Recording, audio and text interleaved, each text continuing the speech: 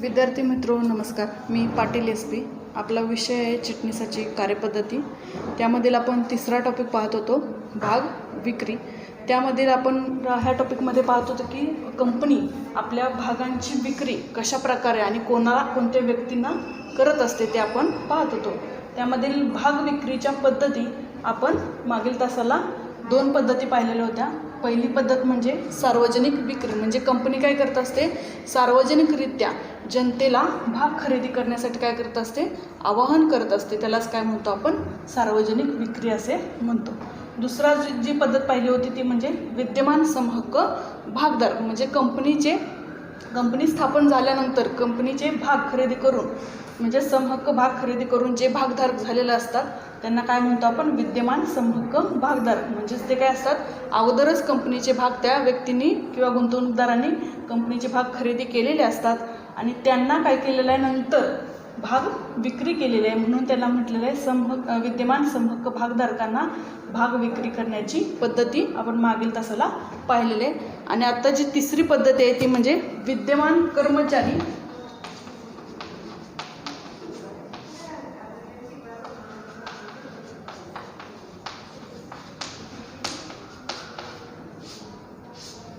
आता विद्यमान कर्मचारी म्हणजेच काय, कंपनीमध्ये ते काय करत असतात, अगोदरच काम करत असतात, म्हणून त्यांना काय म्हटलेलं आहे, विद्यमान कर्मचारी.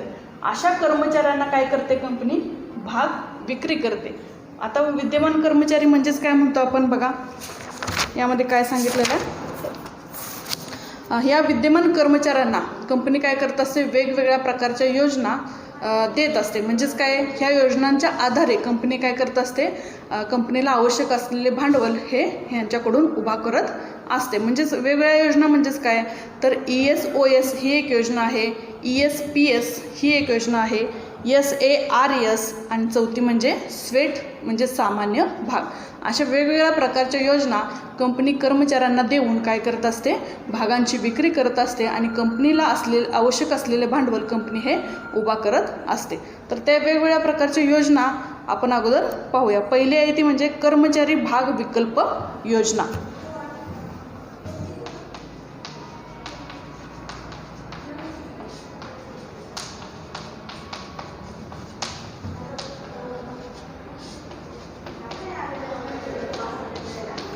आता यामध्ये काय सांगितलेलं आहे बघा, कर्मचाऱ्यांना भागाचे काय दिले जातात, विकल्प दिले जातात. विकल्प म्हणजे काय, पर्याय उपलब्ध करून दिले जातात. म्हणजेच काय, ज्या कर्मचाऱ्यांना या कंपनीचे भाग खरेदी करावायचे आहेत त्यांना काय दिला जातो, एक प्रकारचा पर्याय या योजनेच्या मार्फत कर्मचाऱ्यांना उपलब्ध करून दिला जातो. त्यालाच काय म्हटलेलं आहे, कर्मचारी भाग विकल्प योजना.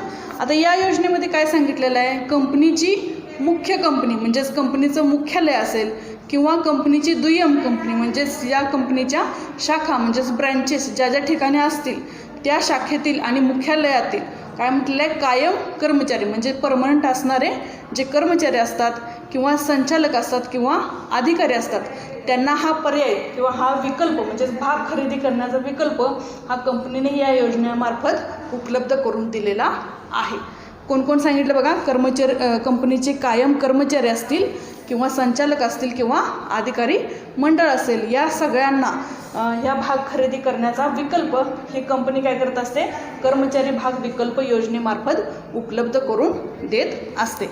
आता यामध्ये काय सांगितलेलं बघा, कंपनी काय करत असते, यांना भविष्यातील तारखेस म्हणजेच भविष्यात कोणत्याही तारखेस पूर्वनिश्चित दराने म्हणजेच आजच त्या भागाचा दर ठरवून भविष्यातील कोणत्याही तारखेस भाग खरेदी करण्यासाठी काय करत असते, उपलब्ध करून देत असते. म्हणजेच भाग खरेदी करण्याचा एक प्रकारचा अधिकार या कर्मचाऱ्यांना दिला जातो. मग ही योजना कर्मचाऱ्यांना का दिली जाते, कारण की त्यांना कामावरती त्यांचं प्रोत्साहन जास्तीत जास्त त्यांना दिलं पाहिजे. म्हणजेच कामामध्ये ते काय झाले पाहिजेत, उत्साही होऊन त्यांनी कंपनीमध्ये काम केलं पाहिजे. का तर त्यांना जर समजा हे भाग उपलब्ध करून दिले तर ते काय होऊ शकतात, कंपनीचे भागधारक होऊ शकतात. म्हणजेच थोडक्या अर्थाने काय म्हणता येईल, कंपनीचे ते मालक होऊ शकतात. म्हणजेच काय, कंपनीचं समजा ते मालक झाले तर त्या उत्साहाने ते काय करतील, अधिक जास्त प्रमाणात किंवा प्रोत्साहनाने काम करू शकतील आणि कंपनीचं योगदान त्यांना जास्तीत जास्त त्यांना देता येईल. म्हणून कंपनी काय करत असते, अशा या कर्मचाऱ्यांना भाग खरेदी करण्यासाठी हा पर्याय किंवा हा विकल्प उपलब्ध करून देत असते. म्हणजेच काय म्हटलेलं बघा, ज्यामध्ये ते काम करतात त्या कंपनीचे मालक असल्याची भावना त्यांच्या मनामध्ये निर्माण होते आणि कंपनीलाही चांगले कर्मचारी कायम करता येतात. आता यामध्ये काही तरतुदी दिलेल्या आहेत, त्या तरतुदींचं पालन करूनच कंपनीला काय करावं लागतं, या विद्यमान कर्मचाऱ्यांना भागांचं वाटप हे करता येतं. आता त्या तरतुदी कोणकोणत्या आहेत बघूया.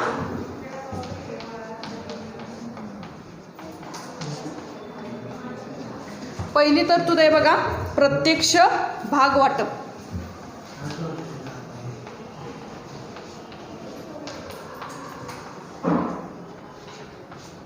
म्हणजे कंपनी काय करू शकते, या विद्यमान कर्मचाऱ्यांना प्रत्यक्ष भागांचं वाटप ही करू शकते. म्हणजेच काय म्हटलेलं आहे, एक प्रकारची कंपनीमध्ये संस्था स्थापन केलेली असते, त्याला म्हटलेलं आहे कर्मचारी कल्याण संस्था. या संस्थेअंतर्गत कंपनी काय करू शकते, या कर्मचाऱ्यांना हे कर्मचारी भाग विकल्प योजनेमार्फत कर्मचाऱ्यांना भागांचं वाटप हे करू शकते. दुसरी तरतूद दिलेली आहे, बाजार मूल्यापेक्षा कमी मूल्य.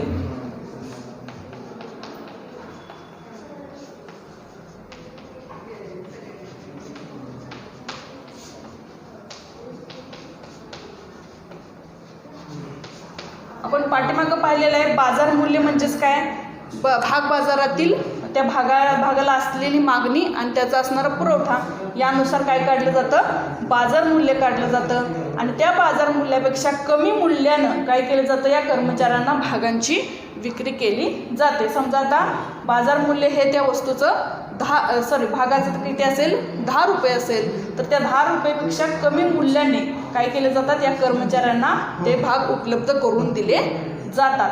ह्या तरतुदीचं पालन करणं हे कंपनीला पालन करणे गरजेचं असतं. आणि तिसरी तरतूद आहे ते म्हणजे प्रत्यायोजन कालावधी.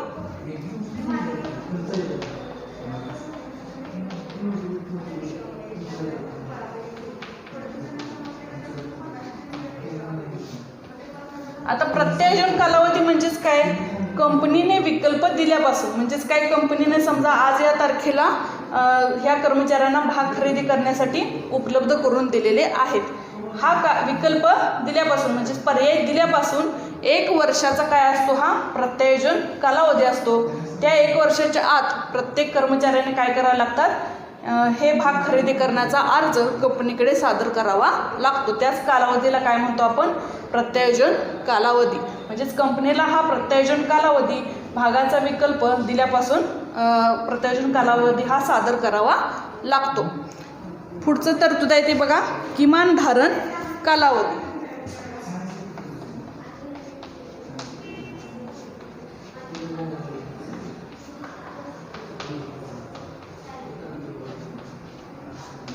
आता किमान धारण कालावधी म्हणजेच काय, कंपनीने भाग विकल्प हा दिल्यापासून 1 वर्षाच्या आत, म्हणजे किमान धारण कालावधी किती आहे, 1 वर्षाचा आहे, त्या 1 वर्षाच्या आत कर्मचाऱ्यांनी काय करायचे असतात, या कंपनीचे भाग हे खरेदी करावायचे असतात. म्हणजे धारण म्हणजेच काय, खरेदी करणे. हा 1 वर्षाचा कालावधी असतो. आता पुढची तरतूद काय बघा, लाभांश आणि मतदान.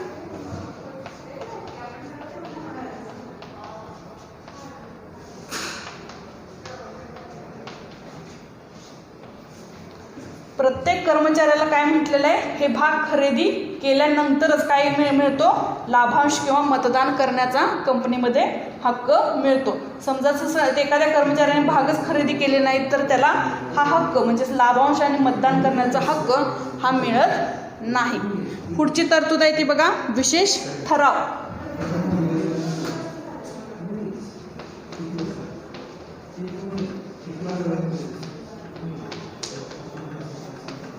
प्रत्येक कंपनीला हे भाग म्हणजेच कर्मचारी भाग विकल्प योजना राबवत असताना संचालक मंडळासमोर काय करावा लागतो, एक प्रकारचा विशेष ठराव मंजूर करावा लागतो. तरच कंपनी काय करू शकते, हे कर्मचाऱ्यांना भाग विकल्प योजना ही सादर करू शकते. म्हणजेच कर्मचाऱ्यांना भाग खरेदी करण्यासाठी हे भाग हे खुले करू शकते.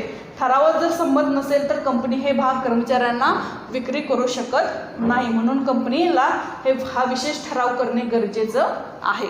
पुढचं आहे बघा तरतुदी, भाग हस्तांतरण.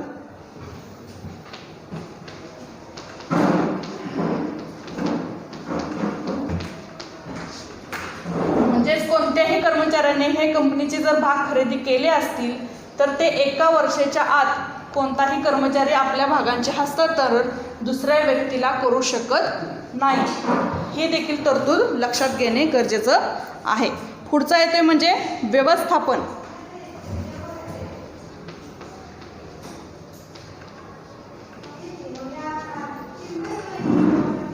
कर्मचारी भाग विकल्प योजनेचे व्यवस्थापन करण्यासाठी एक काय केलेले असते, कंपनीने भरपाई समितीची स्थापना करणं गरजेचं असतं. पुढचा येते म्हणजे सेबी.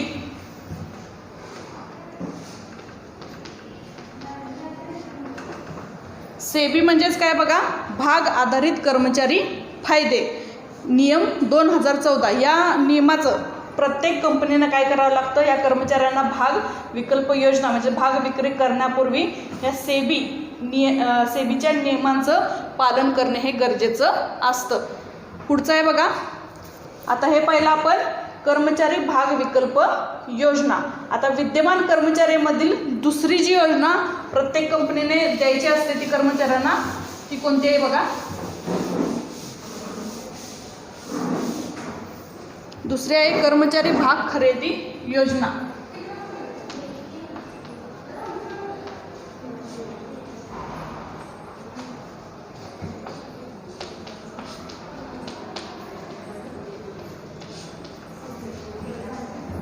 काय म्हटलेलं आहे बघा, कर्मचाऱ्यांना भाग खरेदी करण्यासाठी ही योजना प्रत्येक कंपनीने काय करायची असते, आपल्या कंपनीमध्ये स्थापन करायची असते. यामध्ये काय सांगितलेलं बघा, या योजनेअंतर्गत कंपनी तिच्या कर्मचाऱ्यांना पुढील तारखेला खरेदी करू शकतील अशा सवलतीच्या दरात समहक्क भाग देत असते. म्हणजे भविष्य काळात कोणत्याही तारखेला तो कर्मचारी या कंपनीचे भाग खरेदी करू शकेल अशी एक प्रकारची सवलत कंपनी उपलब्ध करून देत असते.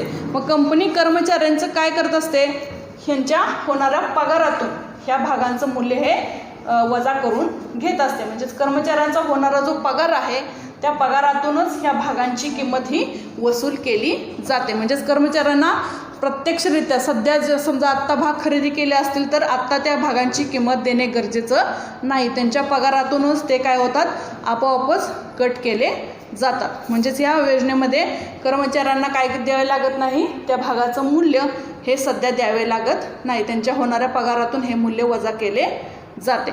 आता यामध्ये काही तरतुदी दिलेल्या आहेत. ह्या तरतुदींचं पालन करणे प्रत्येक कंपनीला गरजेचं असतं.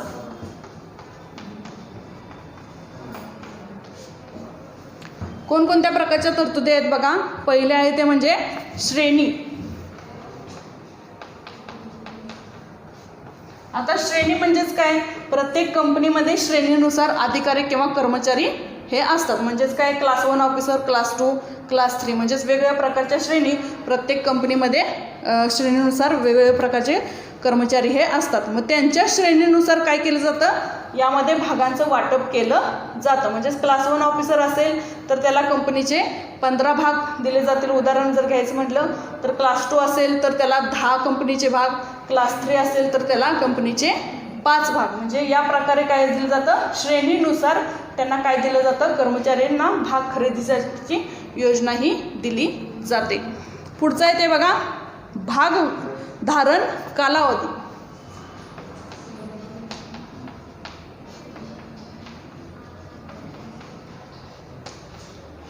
आता या योजनेचा सुद्धा धारण कालावधी किती असतो, तर तो 1 वर्षाचा असतो. म्हणजेच काय, कंपनीने भाग उपलब्ध करून दिल्यापासून ते खरेदी करण्यासाठीचा कालावधी किती असतो, तर हा 1 वर्षाचा कालावधी प्रत्येक कर्मचाऱ्याला हा दिला जातो कर्मचारी भाग खरेदी योजनेद्वारे.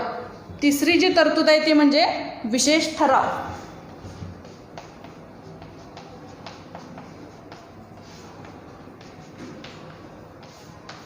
यामध्ये सुद्धा कंपनीला काय करावं लागतं बघा, कर्मचाऱ्यांना हे भाग खरेदी करण्यासाठी म्हणजेच विक्री करण्यासाठी कर्मचाऱ्यांना एक प्रकारचा विशेष ठराव संचालक मंडळामध्ये राबवणे प्रत्येक कंपनीला हे गरजेचं असतं. ह्या ठरावामध्ये हा ठराव संमत झाल्यानंतरच, म्हणजे संचालक मंडळाच्या सभेमध्ये ठराव हा संमत झाल्यानंतरच कंपनी काय करू शकते, या कर्मचाऱ्यांना भाग खरेदी करण्यासाठी उपलब्ध करून हे देऊ शकते. पुढचं आहे बघा सेबी.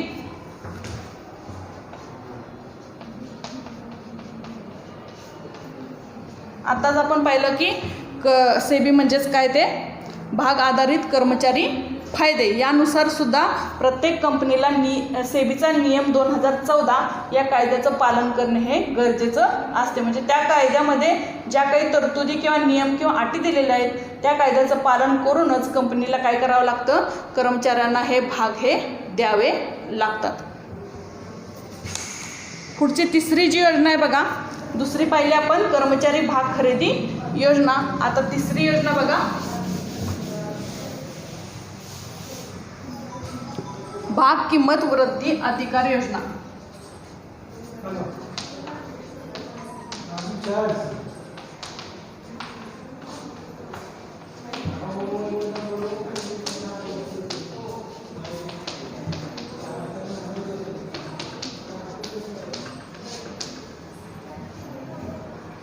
काय म्हटलेलं बघा, प्रत्येक कर्मचाऱ्याला काय दिलं जातं, भागाची किंमत. समजा आज त्या कर्मचाऱ्याने एका भागाची किंमत 10 रुपये प्रमाणे घेतली असेल, परंतु भविष्यात त्या भागाची किंमत समजा वाढलेली असेल तर त्या किमतीच्या बदल्यात कंपनी त्याला काय देत असते, एक प्रकारचं मूल्य म्हणजे पैशाच्या स्वरूपात ते मूल्य देत असते किंवा भागांच्या स्वरूपात ते मूल्य त्यांना दिलं जातं. म्हणजे समजा बघा, उदाहरण जर बघायचं म्हटलं, समजा एका भागाची किंमत आज 100 रुपये आहे, परंतु भविष्यात त्या भागाची किंमत 150 रुपये झालेले.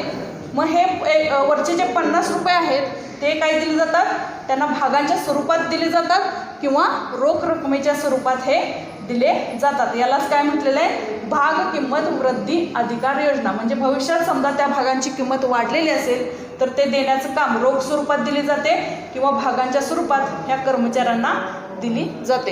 हे देखील योजना प्रत्येक कंपनी आपल्या कर्मचाऱ्यांना ही उपलब्ध करून देत असते. म्हणजे ह्यात काय सांगितलेलं बघा, भाग किंमत वृद्धी अधिकार योजना ही बोनसच्या बदल्यात दिली जाते. म्हणजे कर्मचाऱ्यांना जो काही दिवाळीचा बोनस असेल किंवा इतर जो बोनस असेल त्या बोनसच्या बदल्यात ही कर्मचाऱ्यांना योजना प्रत्येक कंपनी ही उपलब्ध करून देत असते. यामध्ये काय सांगितलं बघा, म्हणजे चांगली कार्य करणारे म्हणजे चांगली चालणारी कंपनी असेल अशाच कंपन्या काय करू शकतात, ही बोनसच्या बदल्यात दिली जाणारी ही योजना ही कर्मचाऱ्यांना उपलब्ध करून देऊ शकतात.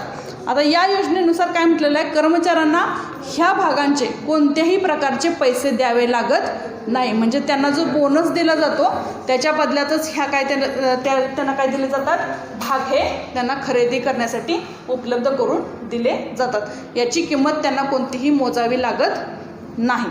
आता चौथी जी आहे ती बघा, स्वेट सामान्य भाग. चौथी जी कर्मचाऱ्यांना उपलब्ध करून देणारी योजना आहे ती म्हणजे स्वेट सामान्य भाग.